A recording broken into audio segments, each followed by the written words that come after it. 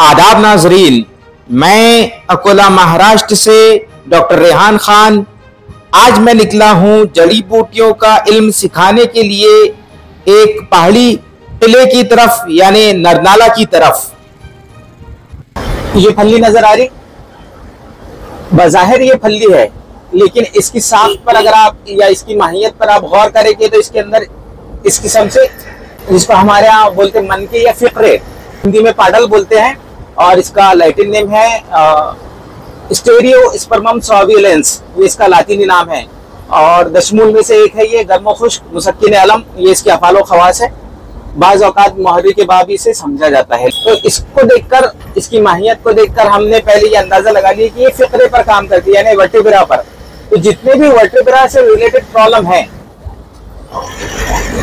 उन तमाम पर ये काम करेगी। और एक चूहाकानी, मैरेमिया गैंगेटिका या आइपोमिया रेनिफॉर्मिस, और चूके इसकी देखिए जड़ से लगती है, और इसके पत्ते जो है थोड़े से ब्रह्मी की तरह मुशाबहत रखते, सेंटेला एशियाटिका से मुशाबहत रखते, लेकिन ये ब्रह्मी नहीं है। ब्रह्मी के पत्ते बड़े रहेंगे और उसका जो ये तना है वो सफेदी माइल हरा रहेगा, ये रेडिश है। ठीक है, चूहे की तरह इसकी जिल्द, इसलिए चूहाकानी, और उस पर उसी किस्म का रुआ है, इसीलिए भी चूहाकानी। ठीक है, और इसका इस्तेमाल प्रोलैप्स ऑफ रेक्टम, इस किस्म की बीमारियों में। यह है कदम का दरख्त, इसको खजाइनुल अदविया में आपने जरूर पढ़ना, इसको जाकर वहां पे बहुत इंपॉर्टेंट एक जुमला है उसके, यानी शुरुआत यानी आखिरी से ऊपर की तीसरी लाइन में। और इसके तने से नेचुरल क्लोरोक्विन है ना, वो मलेरिया की जो दवा है, उस किस्म की इसकी छाल इस्तेमाल होती है, यानी बारी के बुखारों में। ठीक है, नियो लेमार्किया कदम्बा इसका लातीनी नाम है। ये हुलहुल, कौन सी हुलहुल? पीली वाली, पीला फूल है ना, सिलियम विस्कोजा हुलहुल। इसके जो बीज है वो मुकव्विबा, मुहर्रिक के बाद, सॉरी मुकव्वी नहीं, मुहर्रिक रहते बुनियादी तौर पे। इसकी दो किस्में रहती है, वैसे तीन है लेकिन दो, सिलियम विस्कोजा और सिलियम गैनेंड्रा। गैनेंड्रा जो है वो सफेद वाली, ये पीली वाली। तो यहाँ पर एक सबसे अहम बात यह है कि जंगल जो है वो कानों से देखा जाता, आंखों से नहीं, कानों से भी देखा जाता है। नहीं, वहां पर जो आवाजें आएंगी उसको बगौर सुनना। असल में एक कानून जंगल में यह है कि जिस जानवर का जो शिकार करता है उसको देखकर वो जानवर आवाज करता। फर्ज कीजिए कि ब्लैक बक है, उसका शिकार चूंकि तेंदुआ लिपर्ड करता है, इसलिए उसको देखकर वो आवाज निकालेगा। इसी तरह परिंदों को सांप मारता, जहाँ परिंदे शोर व गुल मचा रहे हों तो उसका मतलब ये है कि वहां पर नीचे सांप है। टाइगर को देखकर, यानी जो पट्टे वाला शेर है, उसको देखकर खासतौर से बंदर जो है वो आवाज निकालते हैं। तो यही चीज, अगर ट्रिक्स आपको मालूम है तो ये आपकी जान बचाने में बड़ी मदद करती है। ऊपर जब हम किले पर चढ़ेंगे पहाड़ के ऊपर, तो वहां पे मैं एक पॉइंट बताऊंगा आपको, जहां पर लिटरली मेरे साथ ये हो चुका है कि वहां पे मैंने टाइगर अटैक फेस किया हूँ। असल में वहां पे एक दरख्त है, वो काचनार की किस्म है, लैटिन नेम उसका रहेगा बाओहिनिया रॉक्सबर्गियाना।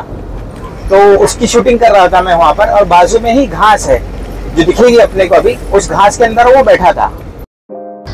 3161 फीट की ऊंचाई पर चढ़ने के लिए हम कुल 16 किलोमीटर की मसाफत तय करने वाले हैं, जो कि इस किस्म के गहरे और खतरों से भरे जंगल को चीरते हुए हम तय करेंगे।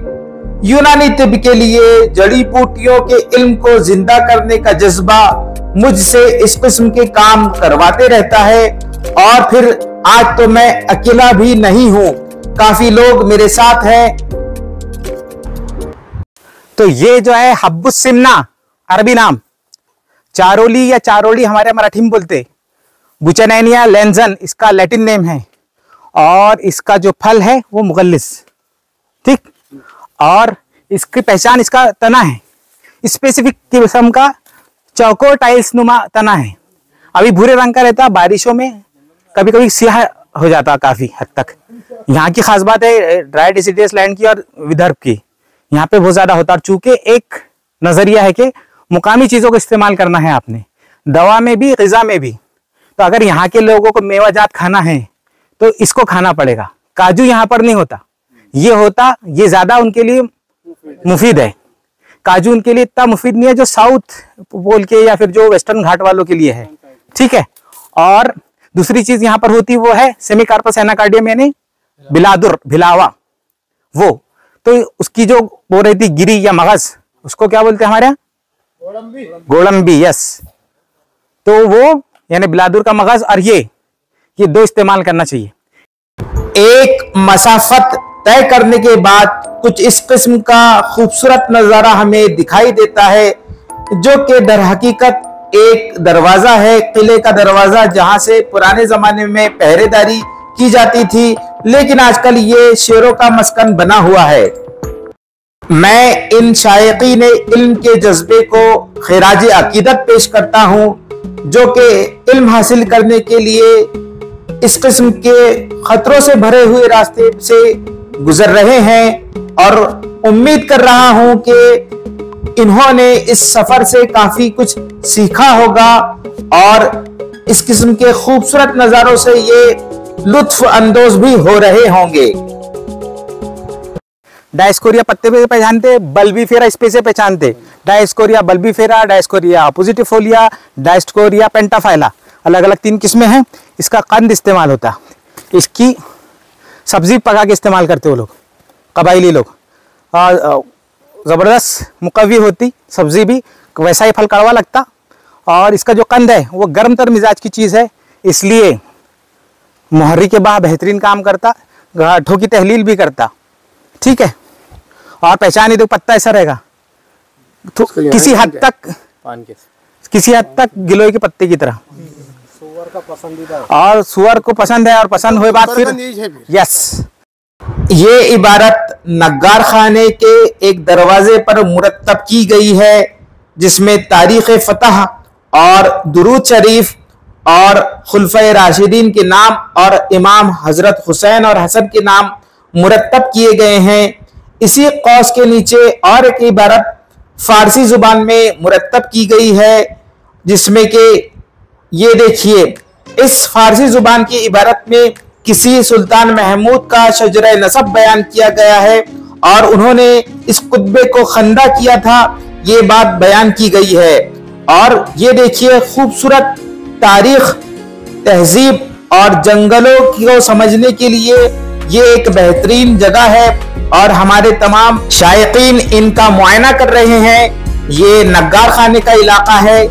आजकल ये काफी तन्हाई महसूस करता है, कभी कभार जंगली जानवर, शेर और रीछ इसकी तन्हाई को दूर कर देते हैं, लेकिन ये अपनी पुरानी शान व शौकत को याद कर करके अफसोस में है, और शायद ही कोई इनका पुरसाने हाल हो इस माजी को जिंदा करता हो। नग्गार खाने के बाद हम कुछ इस किस्म के गहरे जंगलों से गुजर रहे हैं। यहाँ गहरे जंगल है जिसमें कभी भी शेर हो सकता है, लेकिन हम अपने खौफ के बावजूद यहाँ पर गुजर रहे हैं इन राहों से, और यहाँ से खूबसूरत नज़ारे नजर तो आ रहे हैं, लेकिन मेरे जहन में तो काफी खौफ है, चूंकि ये बहुत ज्यादा गहरा जंगल है और ये ऊंचाई भी है। तो मैं आपको उस ऊंचाई का भी अंदाजा लगा देता हूँ। तो ये देखिए, इस किस्म से इसकी ऊंचाई है, काफी खूबसूरत है ये जगह, लेकिन इसके अंदर खौफ और खतरा दोनों का आमेजा हम महसूस कर रहे हैं। ऊंचाई के आखिरी हिस्से पर पहुंचने पर मुझे ऐसा महसूस हो रहा है गोया इल्म का किला फतह करने की मेरी कोशिशें रंग लाने लगी हैं। ये अंबर महल है जो आपको पस मंजर में नजर आ रहा होगा। इसकी अपनी किस्म की तारीखी अहमियत है, जिसे हम तारीख फरिश्ता इस किताब से पढ़ सकते हैं। और इसके सामने जो एक औलिया की मजार है, मैं आपको वो भी बता देता हूं। तो ये है बुरहानुद्दीन औलिया की मजार, जहां पर माजी में काफी करिश्माती काम हुए थे, लेकिन फिलहाल ये एक गहरे जंगल में तब्दील कर दिया गया या हो गया है। और इसके बाजू में तारीखी इमारतें हैं, जैसे कि ये घोड़ों को रखने की जगह है, और उसके बाजू में एक तारीखी मस्जिद है जो कि फिलहाल तो वीरान है, लेकिन इसका नाम औरंगजेब मस्जिद है।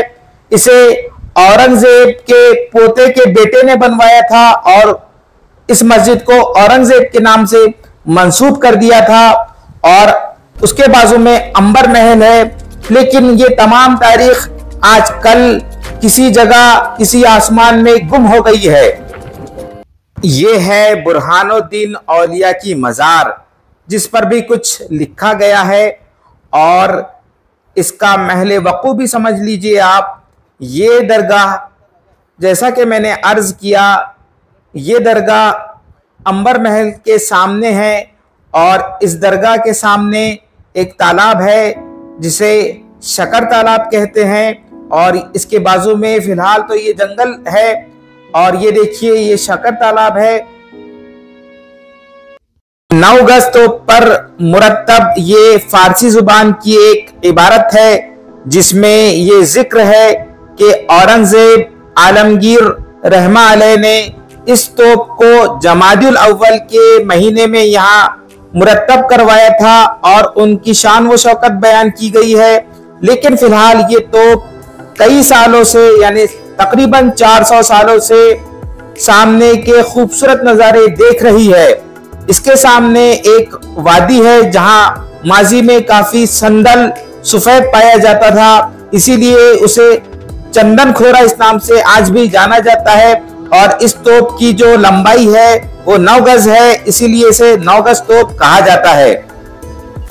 दम्मुल अखवाइन हिंदी या विजयसार या लातीनी नाम है टेरोकार्पस मार्सुपियम।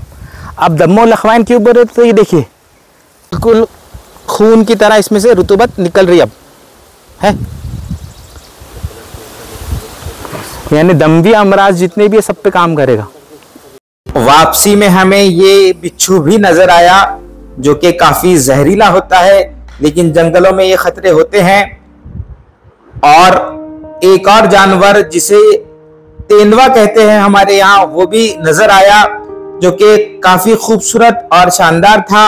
हम इसकी छोटी झलक ही हासिल कर पाए। तो ये देखिए ये है वो खूबसूरत और खूंखार जानवर जिसे तेंदुआ या अंग्रेजी में लिपर्ड कहते हैं।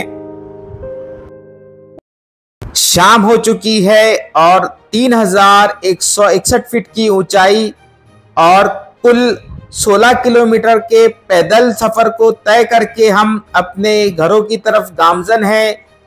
काफी थके हुए हैं, लेकिन इल्म के जोश और वलवले ने हमें मजबूत भी बनाया है।